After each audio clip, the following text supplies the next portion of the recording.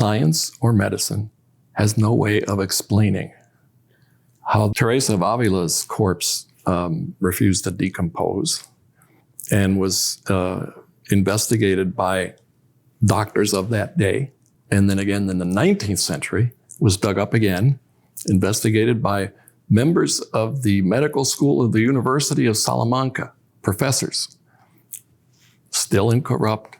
They ran whatever scientific tests they were able to run on the remains.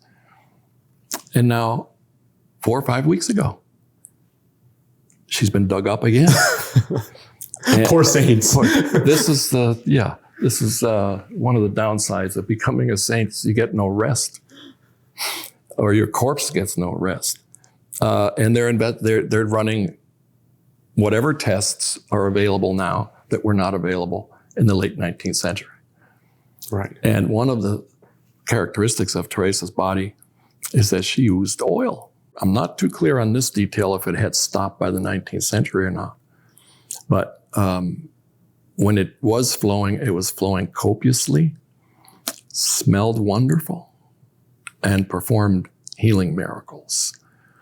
And then a colleague of mine, Craig Harleen, who's also a historian, is currently researching a nun in the Low Countries, 17th century, who also oozed a lot of oil. Right. His description that he has read to me of what was going on, it's like the quantities that you witnessed, that kind of, right. They would fill bottles with her oil. Right. So the technical term for any such oozer is myroblite. And there are many throughout history. When I say many, that's a relative many. Many, because you don't... Relative to what we expect. Yes. What about things like the icon that I witnessed? Have anything like that been tested by scientists? Because, I mean, we can just design the easiest experiment. We can do it in this room, right? We set up cameras, we pat the thing dry, we just let it flow in front of a webcam for a few weeks. And I mean, this was the most suspicious thing out of everything that I witnessed there, of why I'm still somewhat not fully convinced. You know, investigating something like that, perfect example that comes to mind, it's not oozing, but it's the Shroud of Turin, which supposedly was the covering on Jesus's corpse right after the crucifixion, which is in Turin, Italy. And how it got there, no one knows for sure, but Crusaders had something to do with bringing it from the Near East. How they got it, we don't know. Anyway, 2 decades ago, I believe it was, maybe even longer ago than that, they ran tests on it. And the tests showed that this object had to be from the 13th century because of the fabric employed. But they took tiny little cuts out of it to do this. So it wasn't the original? So they said some decades ago. Now, they're working on it again. And the latest research with up-to-date scientific equipment has shown that no, the fabric from this other part of the shroud from which they took the sample is 1st century. And more than that the blood stains on this are human blood. And more than that, there's an element or a substance in the blood that only appears in the blood when someone has undergone major physical trauma. So now scientists, which scientists do you believe?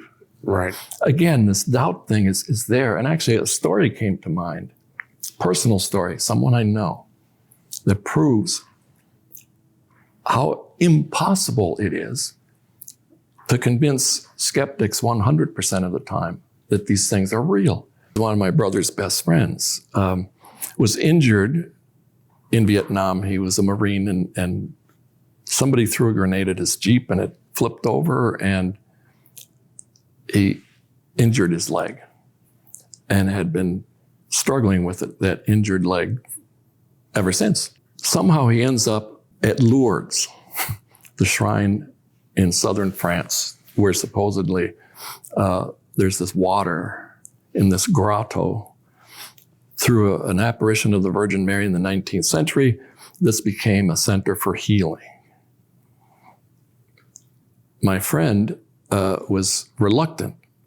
He didn't want to go to Lourdes, but whoever he was traveling with said, no, I want to go there, you come along. Anyway, when he goes to the grotto, he stumbles and puts his hand against the wall of the grotto to steady himself. And he was cured. He refuses to. He himself refuses to. Yes, believe. he refuses to believe that was a miracle. And I had this one long conversation phone conversation, about 2 hours long, maybe longer than that, where he kept explaining what sort of physical thing might have been at work in his leg healing. Right. So, but this is why I'm a bit frustrated that there's not been more testing around done on the icon, because all the examples you brought up today, right? I could conceive of some kind of natural process. Yeah. You know, the leg takes time to heal. The shroud is from another, poor, Roman legionnaire. But if we just wiped this icon and it just dripped oil, not even for a year, for a few months, yes, that's something coming out of nothing, right? That is a metaphysical kind of impossibility. That's so strong. It's not just biological. Have you seen anyone try to test an object like this? Because to me, this is just not something you can ignore, right? Not to my knowledge, but that doesn't mean that there hasn't been. Right. I just have not looked at objects, right? Especially these weeping icons, right? Because there are also bleeding hosts. The bread that supposedly turns into, like in Catholic belief, the Eucharist. They don't say supposedly. They say it turns into the body of Christ. There have been bleeding hosts, hundreds of them, right, throughout history. And also there are vials of the blood of saints that are believed to liquefy on their feast day. Or in particular, as you were saying of this icon, it's keyed to certain calendars. Yes, right? It responds to the calendar, yeah. So that's a whole other area of miracles I have not worked with. Have you come across any fraudulence when it comes to these weeping statues or icons or mechanisms? Thanks for watching this clip. My name is Johnathan B., and I'm creating accessible lectures and interviews on the great books. If you want to watch the full interview where this clip came from, click here. If you want to go even deeper into these ideas beyond what I put out on YouTube, then join my email list at greatbooks.io. You'll not only get lectures and interviews, but also transcripts, book summaries, and essays, all to help you explore the most important books in history. Thank you.